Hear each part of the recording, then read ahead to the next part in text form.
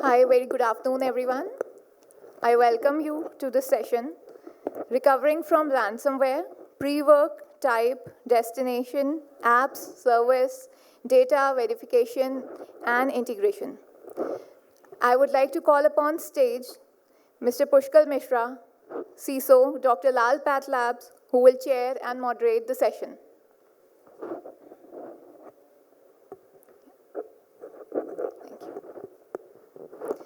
Mr. Ashish Khanna, CISO, eValue Serve.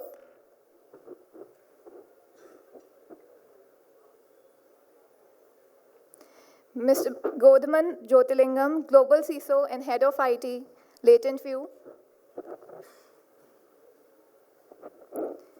Mr. Apurva Krishna Malviya, Head of Sales and Business Development, Panacea Infosec Private Limited. Mr. S.S. Sharma, who is the Director Certain, will be joining us shortly. And due to some urgency, Mr. Somnath Kundu, CISO NTPC, will not be able to join us for the session. Thank you.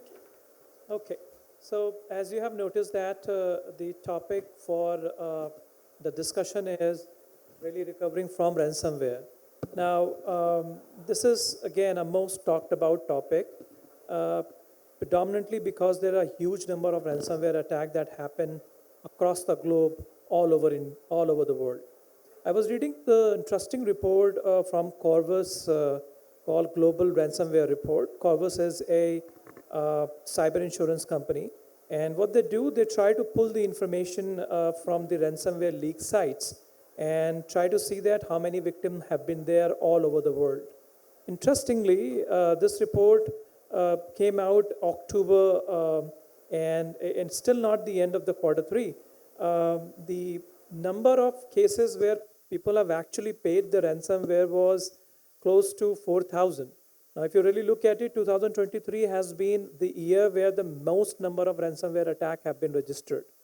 So when we talk about the ransomware as a subject or a topic or a cyber issue, it's obviously not enough to put together the controls that can either prevent it or detect it. The ransomwares are happening all over the world. What is more important in this time and age to have a master cyber resiliency program that deals with cyber crises like ransomware and puts you back on the track in the face of adversity. So with this particular background, I'm gonna be discussing with my esteemed panel on various elements of recovery. So let me start off with you, Ashish. According to you, what has been the some of the great recovery strategies that you have found to be working and would like to share with us? Thank you, Navya, and thanks, Pushkar. So, we talk about resiliency. We talk about insurance as part of one of the recovery strategy.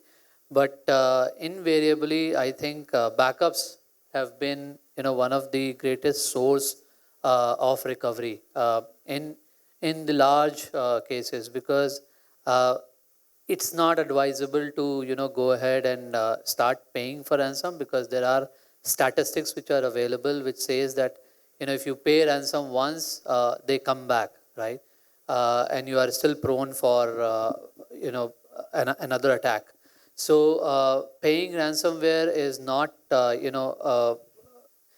advisable step, and the only way to recover from, unfortunately for most of the organizations, is to resort to the backups, last known good backup, and get back to that last known good state.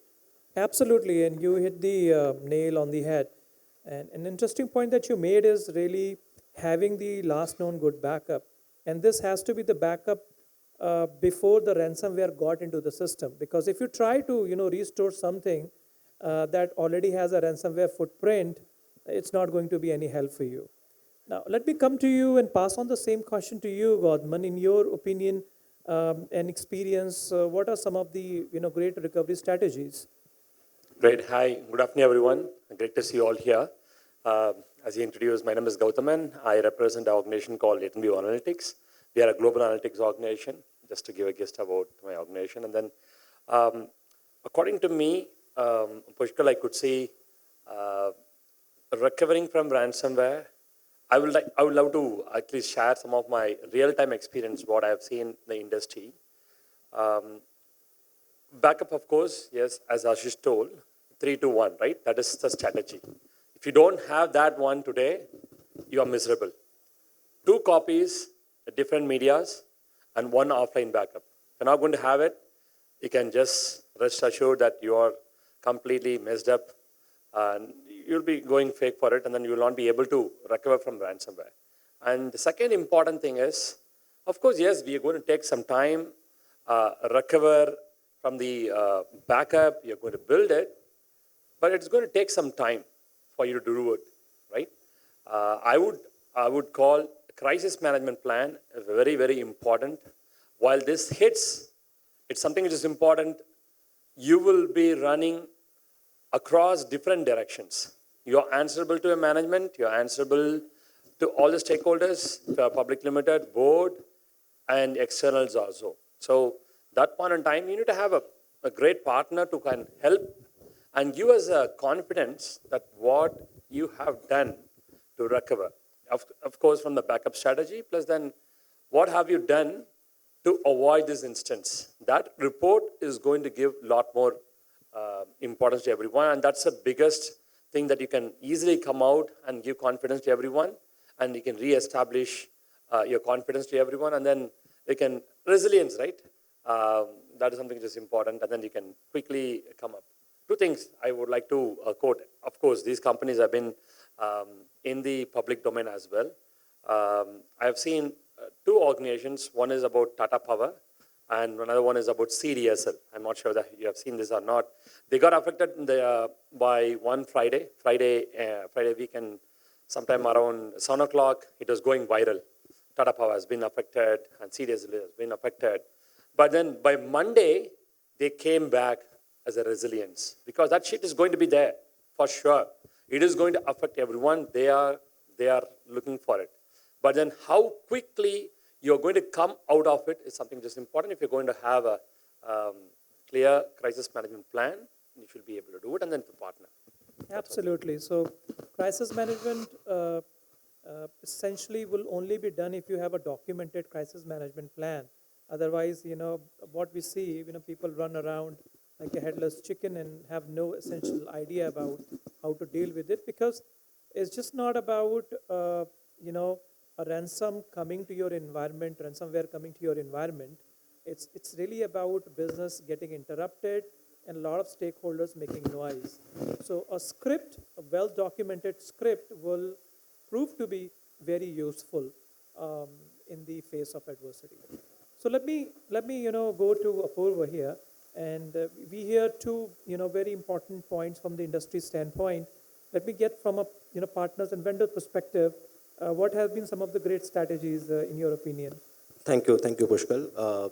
Let me just give you a brief about myself. I'm Apurva, and I'm representing a company called Panasia Infosec, who is into other side of the table, typically doing audit consulting to the firms on various cybersecurity requirements. It's a very important point that what should be the recovery strategies within the organization to cope up in the current challenging market. As rightly said by Godman, this 3 to 1 strategy is one of the part where while partners are asking that what should be strategies, what should be the plan we should implement in our organization for handling such situations. So we also recommend couple of things. 3 to 1 strategy, very nice, where you should have 3 copies in 2 medias and 1 offline mode to handle the situation. On top of that, there are a lot of cloud solutions are available, and which is easy to access, quick to access. So apart from these this one strategy, we should also opt for solutions and services where you can easily get back to the work. On top of that, the cyber crisis management plan, from last 1.5 year, we have been listening it a lot, not in terms of the players, those who are actually into the business, from also from the government bodies, from the regulators, those who are pushing to have the robust cyber crisis management plan in their ecosystem. So we closely work with regulators for their requirements, being handling a lot of fintech and BFSI clients, where data is actually oil, and regulators have actually enforced too much on cyber crisis management plan, where entities should have their crisis management plan. It should be audited. It should not be only in the document form. It should also be tested on ground, and that reports are actually required to present to the third parties. So 3-1, opting the cloud services to recover, and I guess we can at least say that we are at a level where we can get back to the business once any incident happens into the ecosystem. Absolutely. Very good points over there. Now, there are two more points I wanted to add in the recovery strategy. Not every ransomware attack that we see is coming from, let's say, zero-day exploit situations. And that's when we would not know what to do, really. A lot of these ransomware attacks which are happening around the world are happening because of the known ransoms, known ransomware. And the strategy like finding the right decryptor keys can also really prove a good step in the ransomware recovery strategy. A lot of researchers do a huge amount of research in terms of finding the right decryption keys. So you may also want to quickly check and see there is anything that I can find. There are great websites which are actually having this information. You can upload your ransomware notice and they'll let you know whether there is a decryptor key available or not. So that one point can be very useful. Now, I also want to give everyone here an opportunity. If you guys have any question, please raise your hand, and any one of us will be able to answer that as well. Please, there's a question here. Can someone?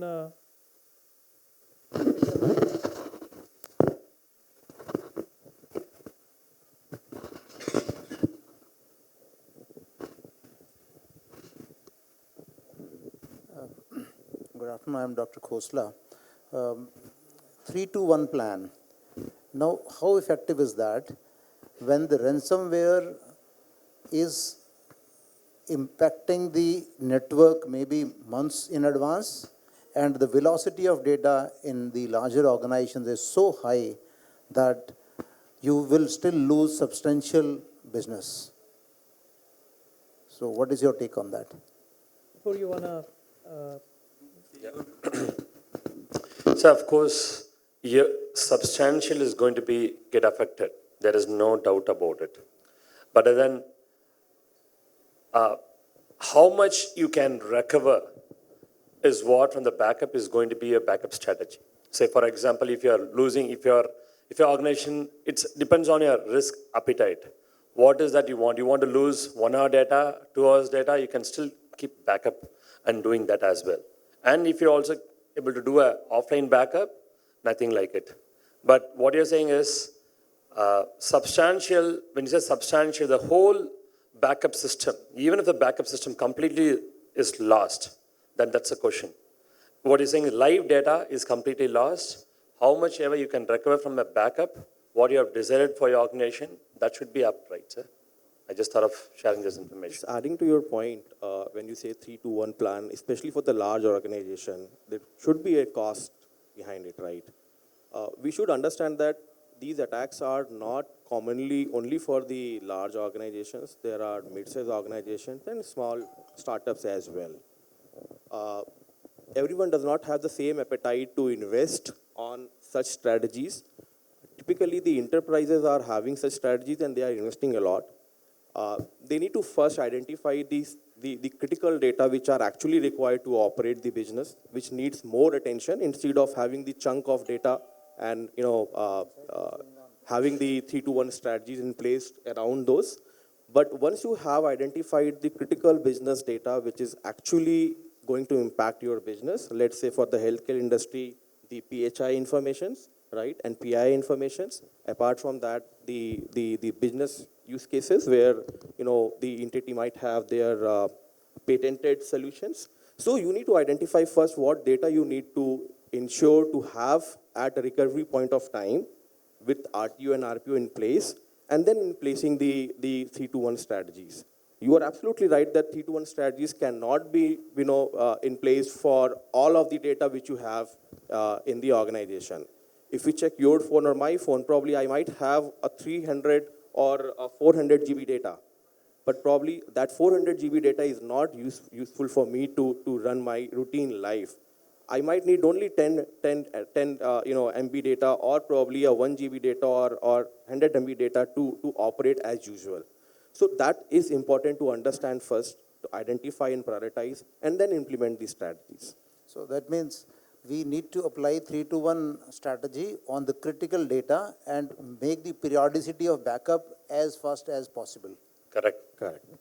I think your DR strategy has to tie up and align with your crisis management plan. And you, while defining that, obviously you'll define for every application an RTO and RPO, which is agreeable with the business and accepted as per your risk appetite. So all of these pieces needs to move together, and once you have that, that what is that you are going to recover, because there is a cost to everything, right? You can have a real-time replication across various geographies for the data, but then that comes with a cost. So that cost-benefit analysis has to be done. But I think some other solution need to be explored rather than just the 3-to-1. We can discuss. I think you have some other points. Absolutely, yeah. We can discuss. You are absolutely right that we need to be, there is a cost, and being into this domain when there are CISOs and we are on the other side of the table, the organizations still are looking on, having the cost-effective solutions, investing less on the cybersecurity. So that's a big challenge, how we can optimize the overall, cost of any services procured to operate business as usual. So this is a very fair point which can be discussed. Absolutely. This point well taken. Now, this also sort of, yeah, please, go ahead. Yeah, so I just thought that this is a very good, question to sort of, launch me to my next question. There will always be a situation where nothing will work. For some organizations that have not paid attention in terms of sort of forcing the strategy in advance and linking it throughout the cyber crisis management plan. Now, in those situations, you have nothing left except to talk to the the ransomware gang. Now, this is a situation that is being frowned upon on various organizations. There are certain countries that have created a mandate that there cannot be any ransomware payment, and the countries have stood against it. Now, this point is still back for a discussion to see that what is in stake versus how much is being asked, and what is the cost implications of it. So let me just reach to Gautman on this and get your views. Where do you stand in terms of, to pay or not to pay conundrum? Great. I think it's an important question. Paying or not paying ransomware is absolutely a no-brainer. At this point in time, we should not encourage cyber criminals and by paying a ransom and then getting a key, right? That is absolutely right, because FBI, they will be keep managing it. Of course, that's something which is important because we should not be encouraging it. But I would like to, I was just doing a research as well. When an organization will go ahead and then pay a ransom, okay, I thought of just sharing that information rather than to say my viewpoints. At what situation they have been compelled to do a situation like this? There can be two situations. I can broadly think about it, or I could read in the newspapers, or that is what I could assimilate it from those information. Two categories. One is if it's a life critical, and if there is a hospital or medical industry, if they are dependent on the day-to-day operations, it has been affected, and if it's going to affect a lot of other people, there is no choice for them. If they are not planned for a proper backup strategy in place, if they don't have a choice at all, then that is one particular situation which I've seen. The second situation is if a total business itself is going to be collapsed because of that situation, then those situations, yeah, of course, people, they will not be able to do anything. I would love to quote two examples over here. One is Colonial Pipeline. I'm not sure how many of you know about this or not. It is one of a important gas line vendor or organization who have been supplying at least 30% or 40% population on the American side of aircrafts or industry. That has been completely affected. What has happened is they are not able to bill the customers. So the bill of entry was not happening, so they don't want to do anything. The entire business was in stake. They were not able to do anything, right? They paid a ransom. They paid a ransom and they got the decryption key and then finally got their business back, right? And a lot more hospitals in US have paid ransom because they don't have a choice. And that's a situation I thought that we should be in a position. That is the only situation that we can think about it. If total businesses kind of collapse, we don't have a choice, right? Those are things I thought of sharing it, and then to share my view whether you should be paying it or not. At this situation, paying a ransomware is kind of criminal activity, or you will be considered as encouraging cyber criminals, right? Sorry, one last question is from, even if you're going to do it, right now, the Act or information says, in US specifically, you have to go and inform them. There is no choice for us, I'm going to do it, right? And that is how the industry is, right, currently. Absolutely. And, it's a very tight rope to walk. On one side, you obviously have nothing that can help you bring the system back online. On the other side, you have these guys who's not going to let go. So there are a lot of these things, that comes in the mind, when you are in a situation where you have to pay the ransom, you are also basically feeding the gang. And this is what exactly fueling the gang also. But, there are even more important questions. Almost all the times, these payments going to happen on some sort of a, cryptocurrency. Does anybody here who has opened an account, is anybody knows how to really open a crypto account, how the transaction will be done? What are the cross-border transaction laws? Will those elements, fall under the money laundering or not? So there are a lot of these questions. And if we don't think in advance, not to say that we want you, go down that way, absolutely not. But if you have not think this through in advance, then this becomes a very paralyzing thought. Then in the face of an action, you will not have much to do with. So from that standpoint, I think this question did beg for some discussion now. I'll jump on to the another question, which is equally interesting, is the role of cyber insurance. Cyber insurance piece was designed to sort of, help us in a cyber crisis situations. Need not to be ransomware. It could be, distributed denial attacks and so on and so forth. So let me quickly get your views on this, Ashish. What do you think that the role of cyber insurance in, helping us in the crisis like this? I think a lot of organizations are still not, fully aware of the benefit of having a cyber insurance. Sure. Thank you. In the benefit of the audience, we have Mr. Sama, Director Certain. Welcome you on the panel, sir. Carry on, Ashish. So, a lot of organizations still do not understand the importance of having cyber insurance. It's one important strategy from an organization standpoint for the recovery, because at the end of the day, whether an organization in certain circumstances, like Gordon said, that a healthcare organization where they have to pay ransom, or doing forensics or loss of recovery, for the business loss during that period, cyber insurance comes very, very handy. And also I feel a lot of infosec people like us, we don't we take cyber insurance as, any other insurance like a liability insurance or a fire insurance, and we just go ahead and tell our admin to go ahead and, buy cyber insurance. I highly recommend that all of us must get involved in terms of, in the process of, buying cyber insurance, because there are a lot of underlying clauses which an admin person is not able to comprehend. The whole idea of buying an insurance is to get a claim at the in case of an eventuality, which most of the time gets denied because there was an underlying statement which wasn't interpreted rightly at the time of buying the insurance. So and there are many clauses like how much is the exclusion in terms of taking the claim, and so on. So highly recommend to be part of buying cyber insurance, realizing what is the right value of insurance one should buy, and keep it as part of your recovery strategy.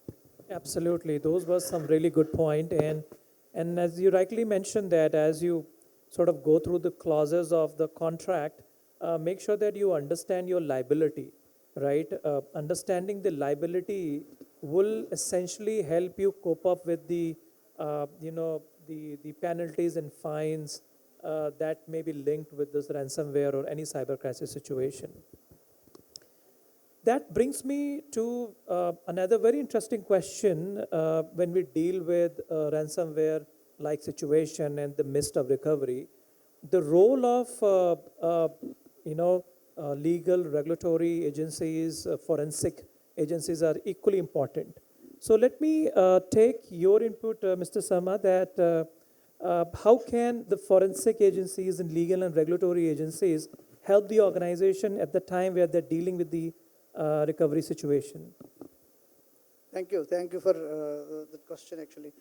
So I hope some discussion already happened on the recovery procedures already. There are many. You can put in your points. Yeah. I'll tell brief point about the recovery kind of thing, because we are talking about the response here. So the situation where we are in is the enterprise is already attacked and some kind of ransom note is there or something there. So there are subtle indications that has to be observed while dealing with the situation. Most important thing for the ransomware incidents is they are increasing, and across sectors they are affecting. Most affected sectors are, as per our observation from certain side, is the manufacturing side, IT/ITES side, and the finance sector. These are the three most affected.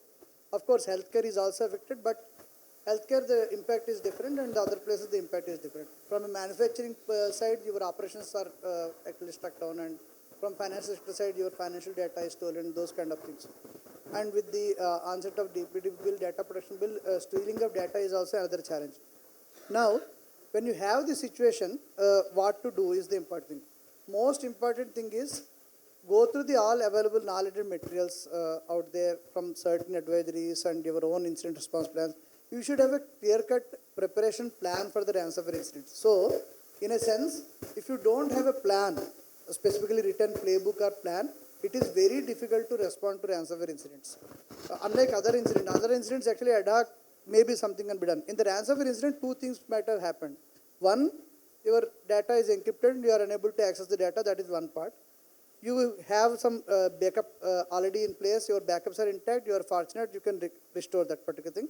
But the threat you face is the attacker will give the ransom note that I have exploited the data before encryption.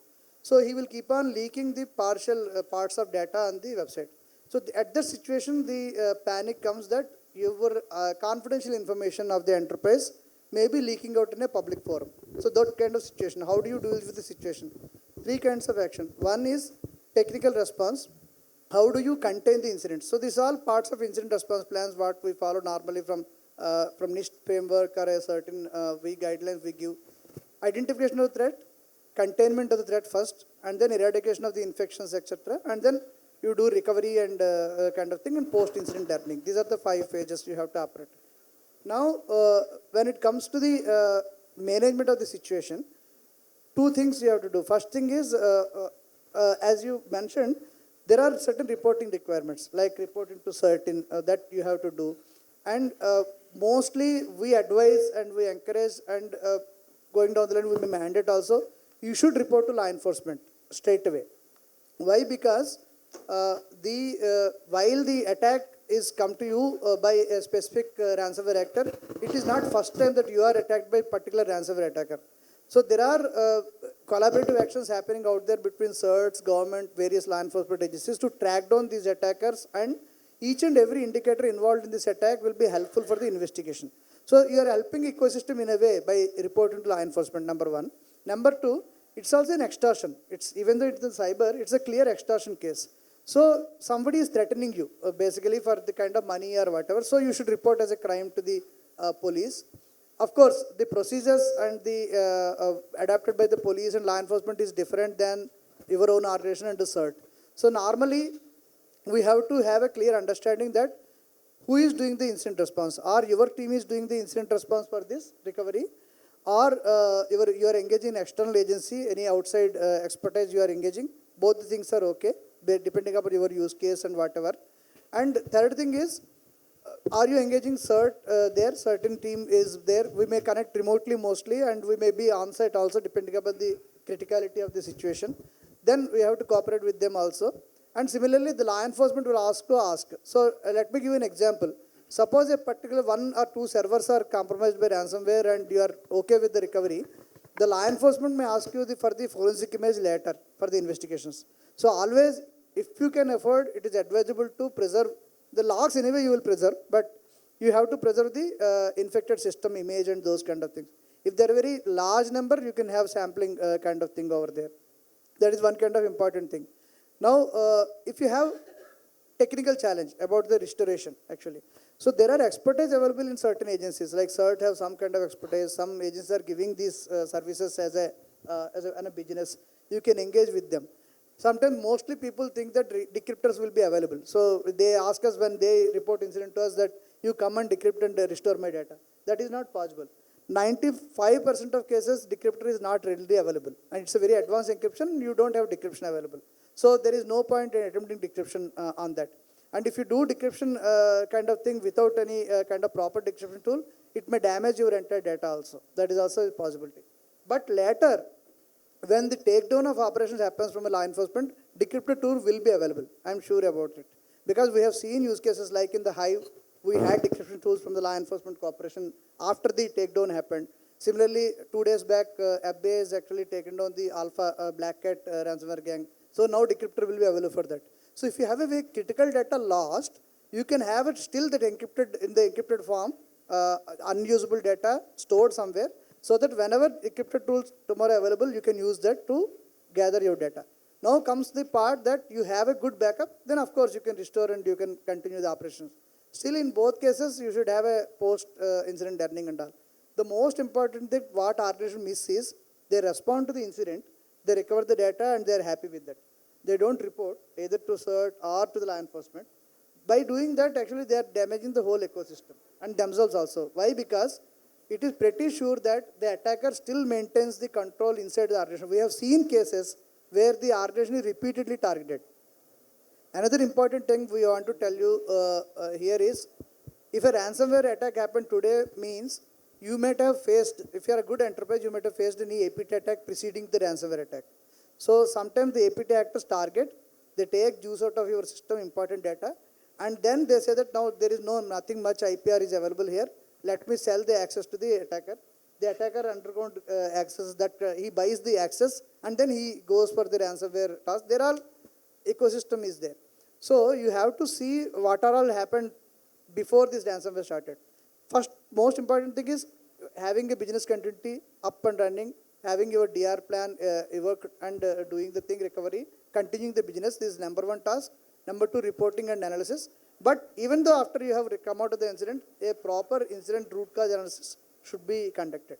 So here, certain definitely can help you with all our knowledge, even though we may not be actually helping you in the recovery in the first phase, because you know the environment better and you know the criteria of what are your critical services.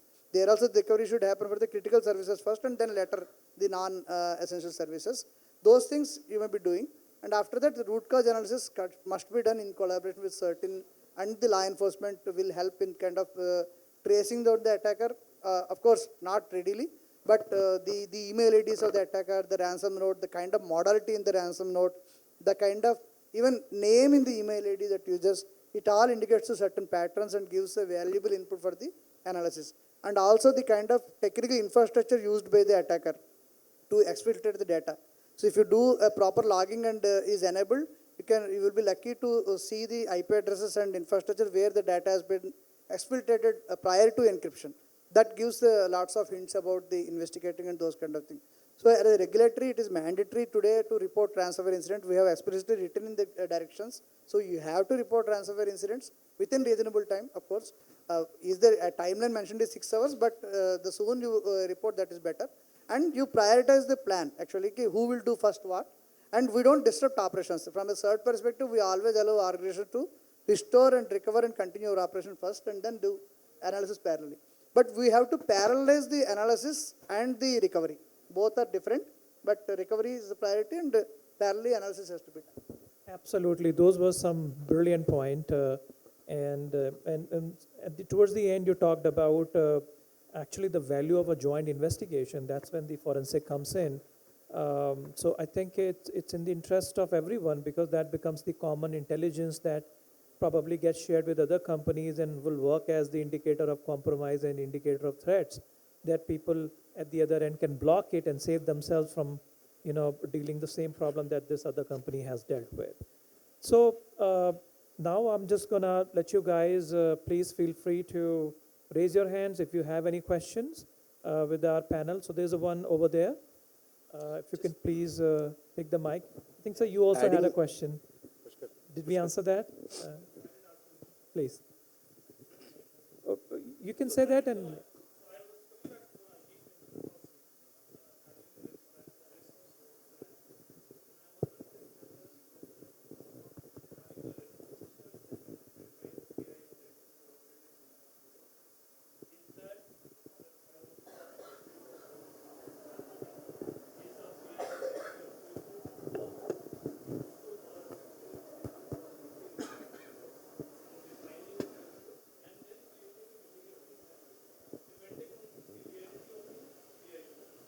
Absolutely, it's a very good question. Ashish, you want to? Yeah, so having a PI index obviously helps, but even if you have a basic risk register with CIA defined there, it certainly helps in terms of negotiating your cyber insurance better and showing your position there. And in case of any eventuality where you actually have to go for claim, right? That also is weighed by the person who is approving that claim, that the organization has the right best practices in place, right? So it certainly helps. Thank you. Adding to the sir's point, Yeah. I guess this is very much important nowadays to have a public and private collaboration to fight back against such kind of incidents. The fact is, majority of the entities are not disclosing any such events because of the reputational risk and trying to resolve the matter within the organization by using some experts. So we should definitely have some sort of mechanism where the entity should come, the infected entity should come, very fairly and talk about the incident, share the knowledge so that this should not be repeated with anyone else. Take the input of certain and the other advisory bodies and the regulatory bodies where they feel it. Just an example, there is a website called nomoransomware.com. It's a non-profit kind of a website which has been initiated by Netherlands police, their cybercrime central agencies, along with the European cybercrime centers, with some private players like McAfee's and some other entities. They have created a website where anyone who is infected because of such attacks can go directly and try to have the decryption keys and try to resolve their issues without any cost. So such kind of initiative should also be required, and that can only be happen when you have the knowledge sharing amongst the players, those who are into the ecosystem. Correct. Absolutely, those were interesting points. Hey, Pushkar, sorry, before I could take this question. One thing, he was mentioning about no more ransomware. It's been handled by Interpol. is the Netherlands entity or Europe. They have been doing it. Hey, one quick thing which I want to bring it here. If you're running a very critical business and if you want to put your business first and come back on the resilience part, recovering ransomware, two things is very, very important. One is you need to have a proactive IRR. Don't wait for incidents to happen. You go and get that IRR and keep it ready. It should be just one phone call away because the big players, most of our players have been affected, right? If you want to really focus on a business, that is something which is very important. You have to really look at it. How do I put my business back? How soon I can come back with a report? Because something which is, as he said, we have to go and inform the certain, number one. And then number two, how are we going to prevent the attack is going to happen again? Or how are we going to containerize it, right? Most of organizations does not have expertise. When you don't have expertise, you go to a third party who is well versed in doing that. That is number one. You need to have that one. Of course, to cover up all your financial losses, you need to have a cyber insurance player, like Ashish has mentioned, because not to just cover, but then you will have a clear guidance. Like how Pushkal was saying, even if you decide to go and pay a ransom, how do you do it? And today there are a lot more brokers which are available who can go and negotiate with them, which you and I will not be able to do it, right? You can focus on a recovery strategy and then you can leave the job to them, at least to guidance perspective. There are two differences, okay? One has got a cyber insurance, does not have a cyber insurance. Like in a health insurance, like how do we have it? If you have a health insurance, you have a peace of mind. You have something to cover there. The same thing applies over here as well. That's Absolutely, all. That's sort absolutely. Those were a very interesting point. So let me just take that question from the gentleman at the back. Yeah.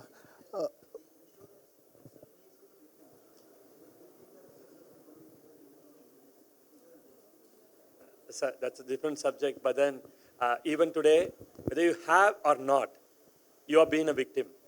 Because how do you are going to face that? And because right now, the mode is now, assume yourself that you got affected, then prepare for it. That is a trend which is kind of happening right now because how much ever we have been doing it, it's Okta.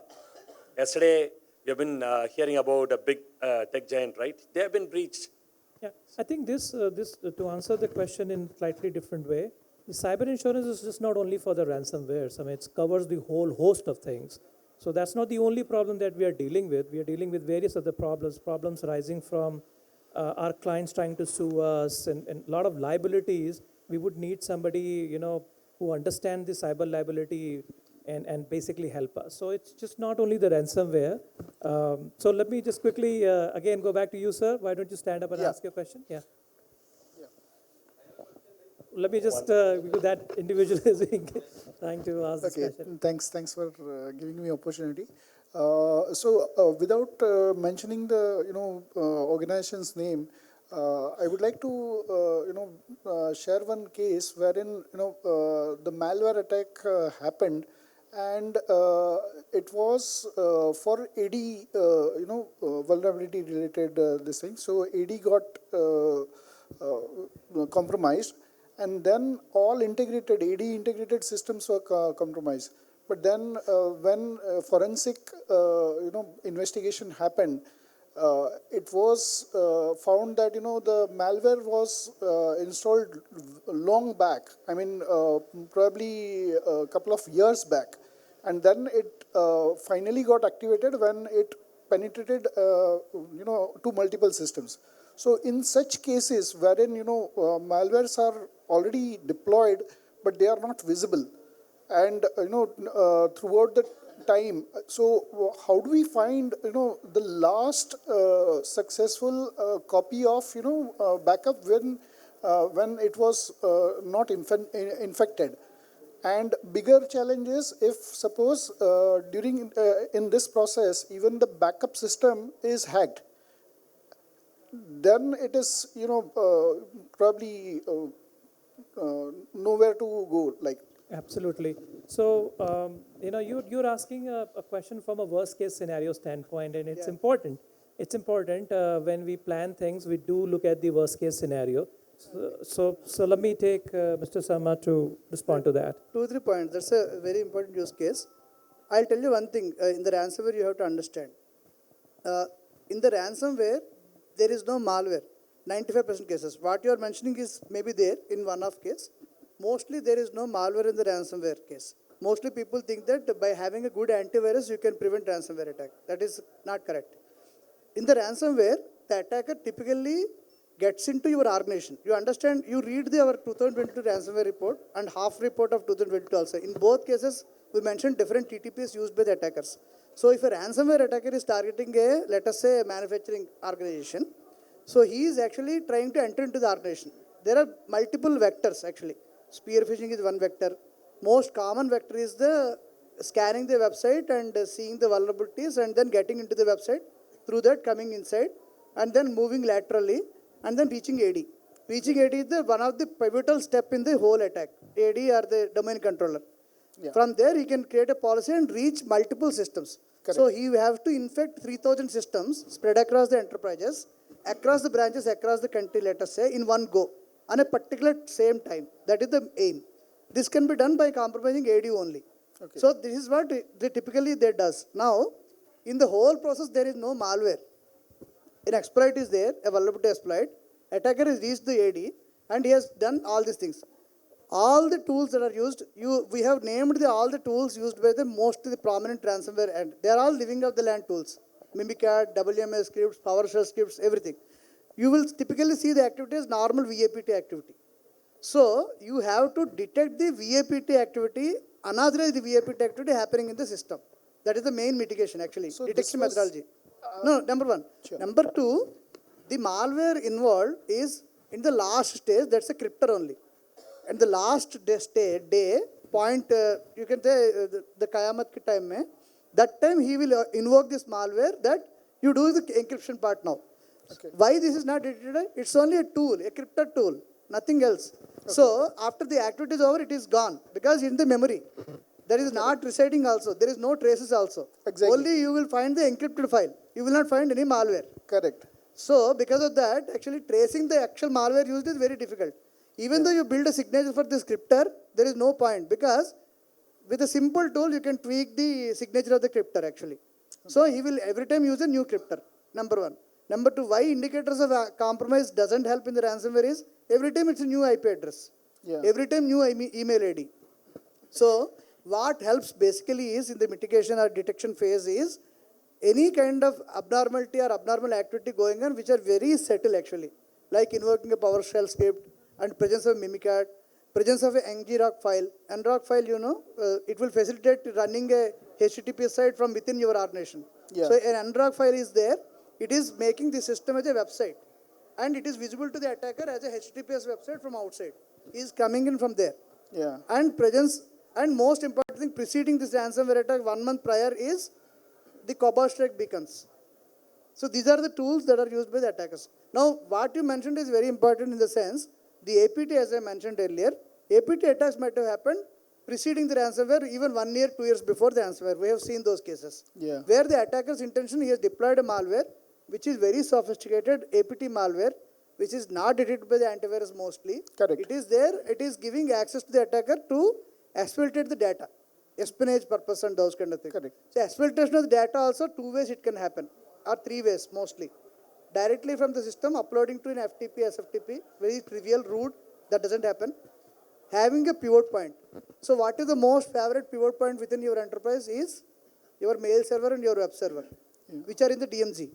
So getting the data from all the important systems, pivot, landing at the pivot point, using a file sharing kind of thing like Megasync kind of thing or FTP kind of thing, and making a zip file, small zip file, and exfiltrating. So this pivot point you have to access. So you understand the complete TTPs. Don't focus on the IOCs and IOS. That doesn't help in this case. Focus on the TTPs of the typical ransomware actors. See whether you are prepared to detect that particular tactic or a technique. Absolutely. This is what... Yeah, no, absolutely. Yeah, Those are because very in good that points. In that case, tell me. the organization tried to do containment, then network segregation was done, and AD integration was removed completely.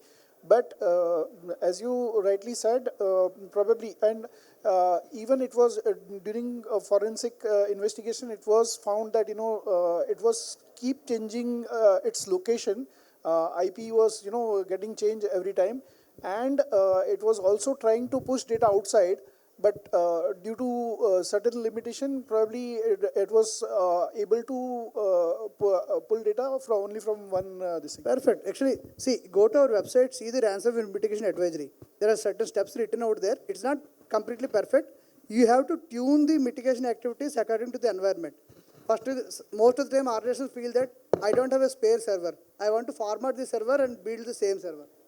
What you will do? Exactly, that was done. So most of the organizations even are IP address was MSMEs changed, and, particularly. yeah. So you have to take an image and quickly get some hard disk from market, take an image, preserve, and then you do the activity. So my main question was that only, that if such malwares are present 2 years back, so how to find which one is the last white copy of the backup? The right copy you're saying, the Yeah. infection kind of thing. Because unless Your point is correct. See, if the malware file is there and it is not detected, you will restore along with the malware because again. all VAPT along the malware again. reports were clean. Yeah, so let me just is not- summarize this for you is see, if you are assuming a worst case scenario, then anything on the network will never give you a sense of feeling that whether it has the malware or not. So that's when this concept of 3-2-1 comes in. You ought to have something offline which you can trust and go back and recover, right? Yeah, From.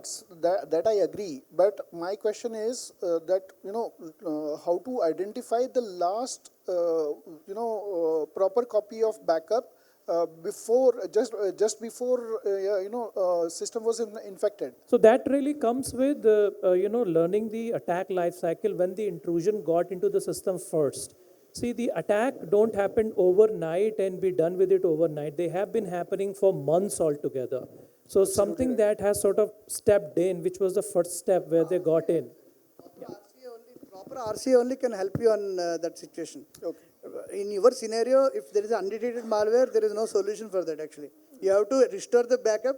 If still another activity happens, then you have to monitor. That is the only thing you can do. Even after restoring the backup, similar trend was visible on new system. So completely format, set up a new hardware, new build is the most in the advanced. sense all upgraded OS, everything, and with the change of IP, but then it was quite long time. But ransomware facilitated by malware is very less nowadays. There is no such kind of malware. In the APT, definitely those kind of malwares are there. Yeah. So detecting is very difficult actually, Okay. unless and until you do complete forensics. But with the proper forensic of a endpoint system that is infected by the malware, you can definitely recover the malware file. You can do it. Once it is activated, it does a process injection. There you can catch the thing, not by signature kind of thing. Okay. Yeah. You can take it offline, I think. Absolutely. So let me, since we almost have consumed the time, and we still want to reserve just one, space for one last question. I think a lot of you had question. So there's a time for one last question. Anybody has one last question? Please. You can speak loud. We'll reiterate your question.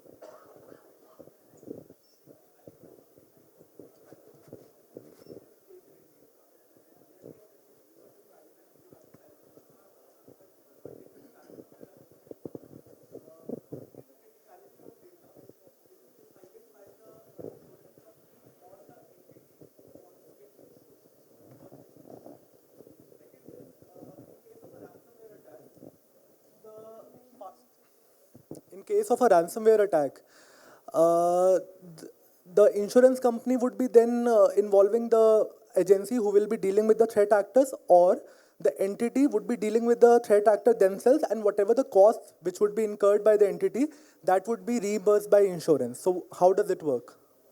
So the answer to your first question is that the criticality of the data is defined by the entity.